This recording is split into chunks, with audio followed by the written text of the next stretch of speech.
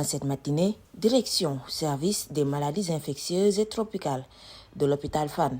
Dans sa nouvelle routine, Dr Malik Diop débute ses journées dans ce centre.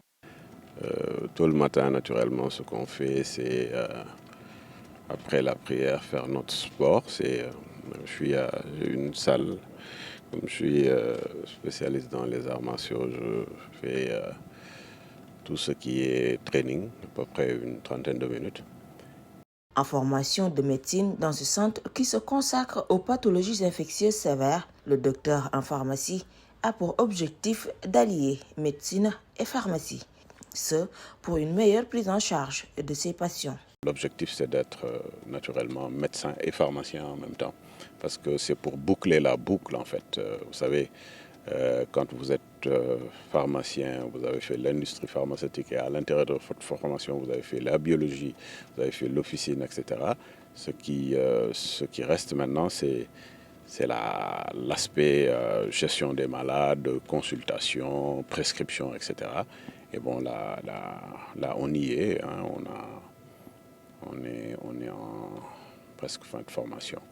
L'après-midi, la blouse blanche se voue principalement à sa profession de pharmacien. Il exerce dans cette officine de pharmacie qu'il a ouverte depuis une vingtaine d'années. Alors, les premières choses à faire, c'est la gestion classique, donc avec les assistants, pour voir ce qui s'est passé entre hier et aujourd'hui. Après, la gestion qui concerne à prendre en charge naturellement la dispensation, tout ce qui est dispensation des médicaments au niveau de la pharmacie. Voilà, c'est un modèle surtout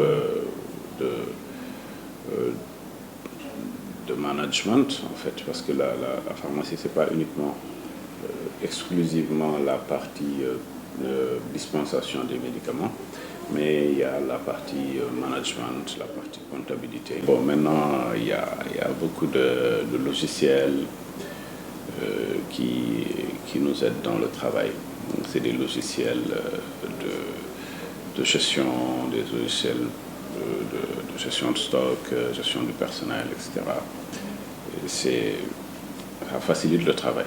Titulaire d'une maîtrise en administration publique à l'École nationale d'administration publique du Canada depuis 2017, l'expérience politique de cet ex-porte-parole de l'Alliance des forces de progrès le rattrape parfois. La politique pèse un peu sur les activités professionnelles parce que souvent de manière très péjorative, les gens oublient que nous, la politique, on l'a fait uniquement pour contribuer en tout cas à aider les populations. Mais nos activités principales, c'est les activités professionnelles. Donc, naturellement, vous pouvez avoir un engagement politique, avoir également votre vision, en tout cas dans le cadre de l'évolution du pays, dans les différents secteurs d'activité, surtout la santé. La santé, vous savez, c'est très difficile. Comme vous le voyez actuellement, il y a énormément de problèmes liés à la formation des DS, les internes des hôpitaux, etc. Donc vous donnez votre avis par rapport à ça, vous aidez surtout les décideurs à essayer de trouver des solutions. C'est ça en fait l'engagement, mais ça ne change rien au fait que nous sommes des professionnels du métier, des professionnels de la santé. Pourtant, cet engagement politique a toujours été optionnel pour ce spécialiste en arts martiaux. Vous avez fait plus de 10 ans, c'est pas loin de 20 ans d'études. Et que donc, non seulement vous avez fait presque 20 ans d'études, mais sur le plan professionnel, plus de 20 ans d'expérience professionnelle.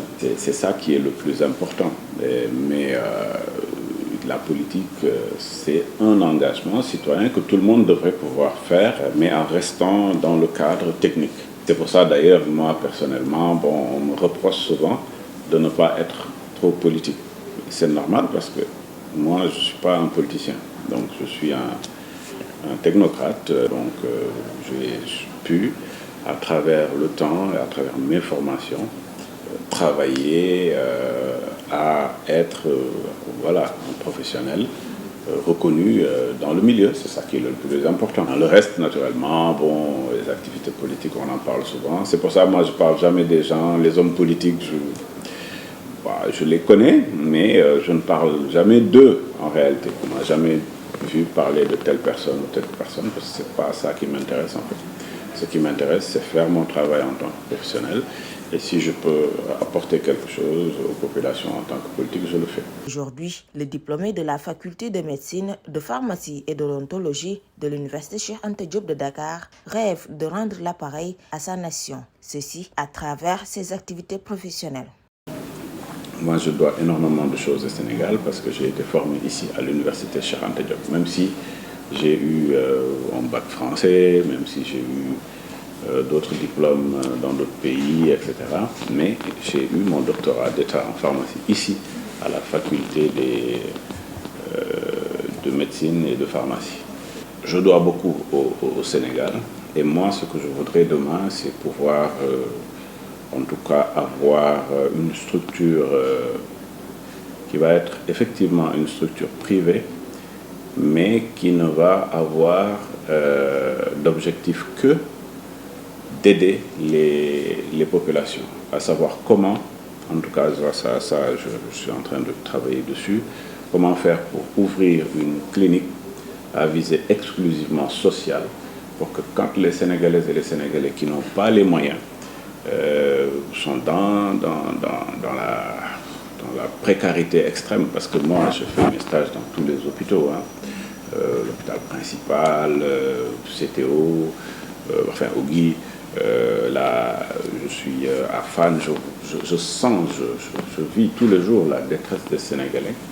Et mon objectif, c'est demain pouvoir fédérer, en tout cas celles et ceux qui veulent contribuer à ça, que nous puissions consulter des Sénégalais qui sont malades, qui n'ont pas les moyens, les consulter gratuitement, trouver les moyens de leur donner des médicaments, trouver les moyens de les hospitaliser, trouver les moyens également de pouvoir faire des interventions chirurgicales jusqu'à la sortie de ces patients et que ces patients soient sauvés. C'est ça, en tout cas, mon objectif.